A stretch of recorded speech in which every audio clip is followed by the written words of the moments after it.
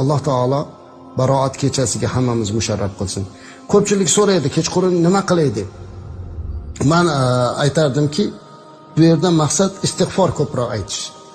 Nima qilib bo'lsa ham Qur'on o'qiysizmi, nafl namoz o'qiysizmi, nima qilsangiz qilingki,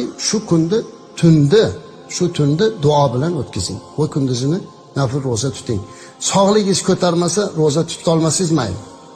Lekin imkoniyati borlar albatta nafl roza deb tutish kerak. Niyati ham nafl roza tutishni niyat qildim deydi. To o'sha bomdoddan shom vaqtigacha xuddi Ramazonda tutgandek bir kun roza tutib qo'yiladi. Men yana maslahat berardimki, ko'proq hech narsa bilmasangiz, hech bo'lmasa Qulhu Allohu ahadni o'qinglar.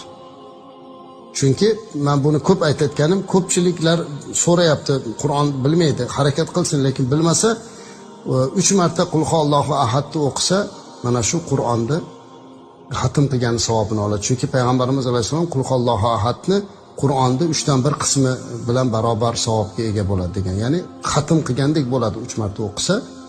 Yoki bo'lmasa istig'for ayting yoki kalima ayting. Qo'yingki, nima qo'limizdan kelsa qilaylik. Muhimi tunni duo bilan o'tkazaylik.